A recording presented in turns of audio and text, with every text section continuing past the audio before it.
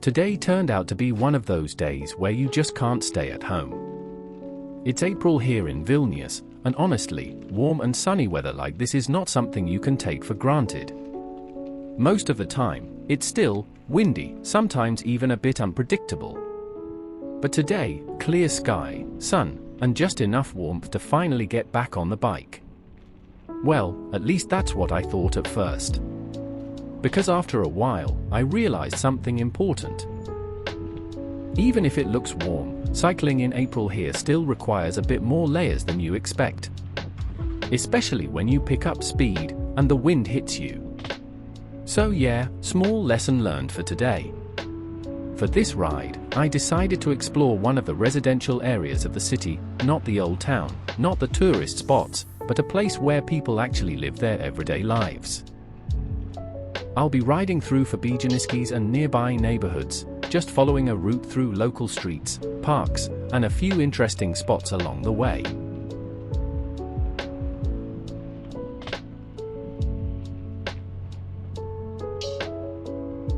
Right at the beginning, I'm passing by Maxima XXX on the right, one of the biggest supermarket chains in Lithuania. Places like this are a big part of daily life here. Not something you travel to see, but something you use all the time. And that's kind of the idea of this video. To show not just the postcard version of Vilnius, but the real, everyday one. Along the way, I'll pass through different parts of the neighborhood. From busy roads and shopping areas to quieter streets, parks, and even places that have a bit of unexpected history behind them. Some of these locations might look completely ordinary, but they actually tell interesting stories if you take a closer look. So this is going to be a mix of a relaxed bike ride, a bit of local insight, and just experiencing the city from a different perspective.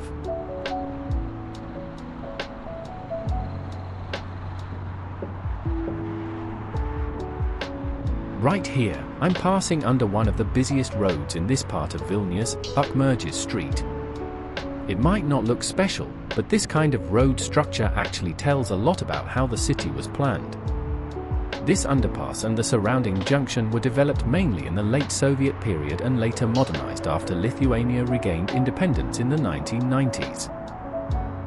Maxima Street became one of the main exit routes from Vilnius towards the north of the country, connecting the city with highways leading to Panevėžys and Riga. The idea behind this kind of design is simple: separate fast traffic from local streets. So while cars move quickly above, local traffic, and cyclists like me, can pass underneath without stopping.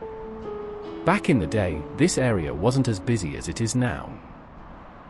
But as Vilnius expanded and districts like Fabijoniškės and Pasalačiai grew, this junction turned into an important transport artery. Today, it's a good example of how the city adapted old infrastructure to modern needs.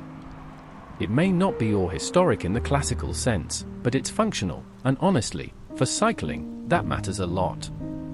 And yeah, I'll take an underpass like this over trying to cross that traffic any day. On my left, you can see a place called Modernizing, a local shopping center here in Vilnius. And this is actually a perfect example of how neighborhoods like Fabijoniškės are built around everyday convenience.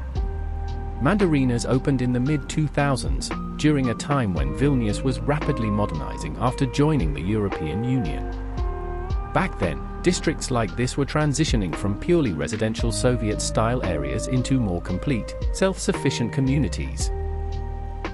Instead of people traveling all the way to the city center, places like this started to appear, combining supermarkets, small shops, cafes, and services all in one spot. It may not look like a huge mall, but that's kind of the point. This is what you'd call a neighborhood center, a place where people come for daily life, not for big shopping trips.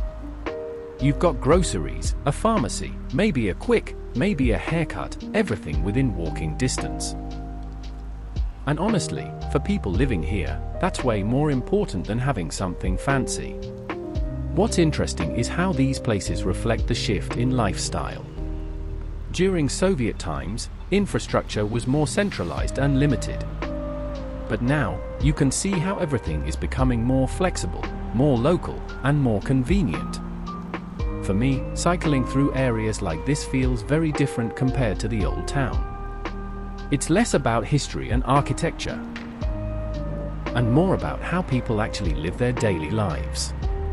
And yeah, if you live nearby, this is probably the place you visit way more often than any tourist attraction in Vilnius. As I continue riding, the atmosphere here starts to change a bit. On my left, you can see a rather unexpected building for this area, a church of the Church of Jesus Christ of Latter-day Saints. This is not the typical kind of church you would associate with Lithuania, where most people historically belong to the Catholic tradition.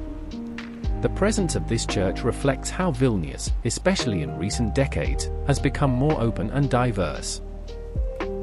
Communities like this started to appear more actively after Lithuania regained independence in 1990, when religious freedom expanded and international organizations could establish themselves here. Architecturally, it's also quite different, more modern, more minimalistic, blending into the residential surroundings rather than dominating them. And on the right side, there's something much quieter, but equally important, a green park area, home to the Lithuanian Center for the Development of the Blind and Visually Impaired. Places like this are a reminder that a city isn't just about buildings and roads. It's about people with very different needs, and how the environment adapts to support them. Riding through this area feels calm. Less traffic, more space, a bit of nature around, and a sense that this part of the city is designed not just for movement, but for living. It's a small detail on the map, but it adds a lot of depth to the experience of the ride. As I keep riding forward, on the right side you can see the Vilnius I Renģimo Centras. This is a vocational training center focused on construction and technical professions, a place where people learn practical skills that quite literally shape the city around us. While universities often get more attention, places like this play a huge role in everyday life. The buildings, the roads, the infrastructure, all of it depends on skilled workers trained in centers like this. It's a reminder that a modern city isn't built only by architects and planners, but by the people who actually turn those ideas into reality.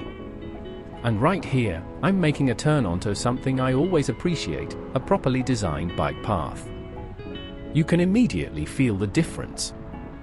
The surface is smooth, the space is clearly separated from traffic, and everything just feels safer. Over the past years, Vilnius has been improving its cycling infrastructure step by step.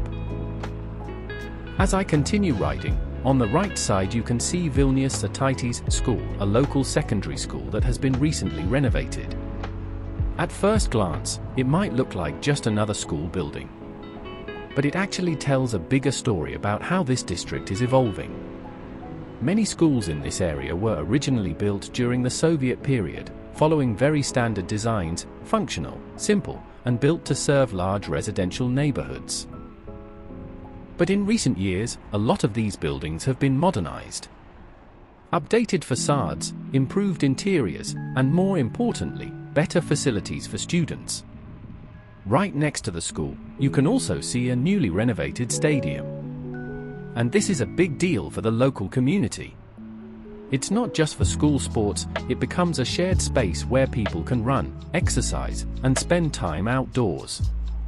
This is something you notice more and more in Vilnius. Investment not just in buildings, but in quality of life.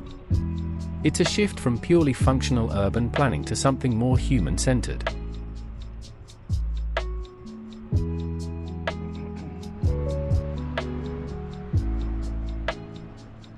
But here's where things get really interesting. This area, including neighborhoods like Fabijoniškės, was actually used as a filming location for the HBO miniseries Chernobyl. If you've seen the series, you might remember the atmosphere of Soviet-era cities, the apartment blocks, the wide streets, the overall feeling of a place frozen in time. Instead of filming in Ukraine, the production team chose Vilnius for many scenes, because parts of the city still preserve that authentic look. And districts like this one were perfect for it. What's fascinating is that while riding through here today, you're seeing a mix of two different eras at once.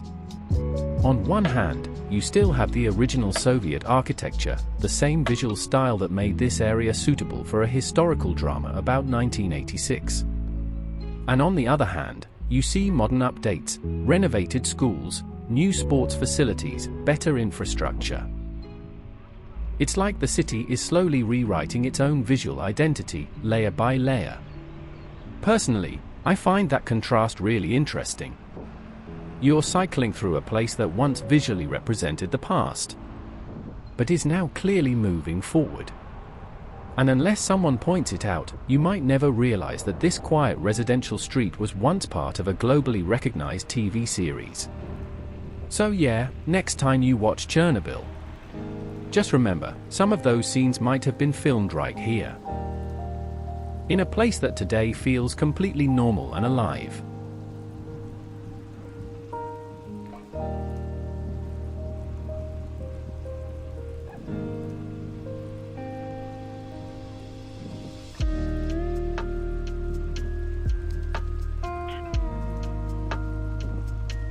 At this point, I'm just riding deeper into the neighborhood, following these smaller streets around Fabijoniškės here in Vilnius. And honestly, this is where you really start to feel the everyday rhythm of the area. No major landmarks, no tourist spots, just regular life happening all around. You've got apartment buildings on both sides, small courtyards, parked cars, playgrounds. Everything built around the idea of a self-contained community. These neighborhoods were designed so that people didn't have to go far for anything. Schools, shops, public transport, everything is within reach. And even today, that idea still works surprisingly well. What I personally like about cycling through places like this is the pace. It's slower, calmer. You're not rushing, you're not dealing with heavy traffic, you just move through the space. And you start noticing small details you'd normally ignore. Like how the buildings are arranged, how people use the outdoor spaces, or even how different each courtyard feels, even though everything was built in a similar style. It's not flashy, but it's real. At the same time, you can see how the area is gradually changing. Some buildings look freshly renovated. Others still have that original Soviet-era appearance. New elements are slowly being added, better paths, cleaner public spaces, small upgrades here and there. Nothing dramatic, but over time it really transforms the place. And for cycling, routes like this are actually pretty comfortable. Less traffic, more predictability, and a bit more room to just enjoy the ride. It's not the kind of place you'd usually see in travel guides, but it gives you a much more honest picture of the city. Because in the end, this is where most people actually live. Not in the old town, not near the landmarks, but here, in areas like this. And riding through it, you kind of become part of that everyday flow, even if just for a moment.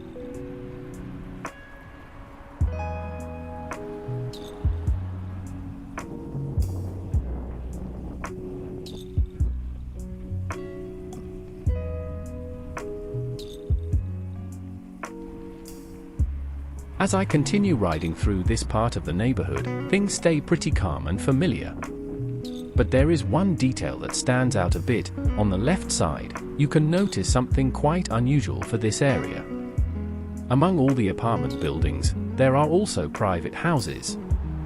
And this contrast is actually pretty interesting. On one side, you have typical Soviet-era apartment blocks, dense, practical, built for many people.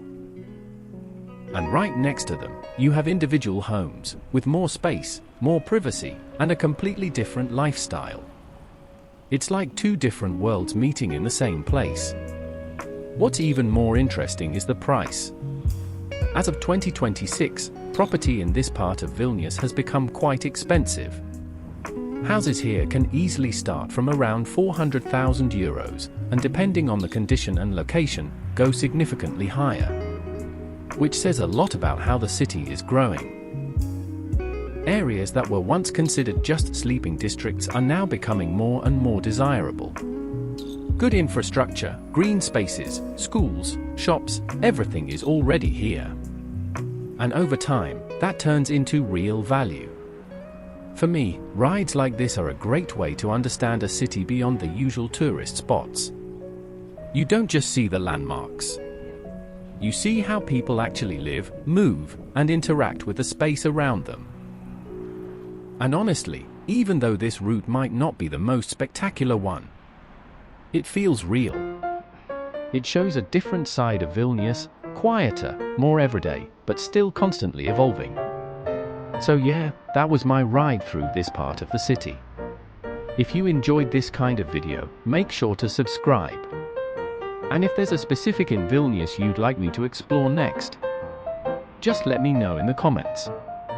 I'd be curious to check it out. Thanks for watching, and I'll see you in the next ride.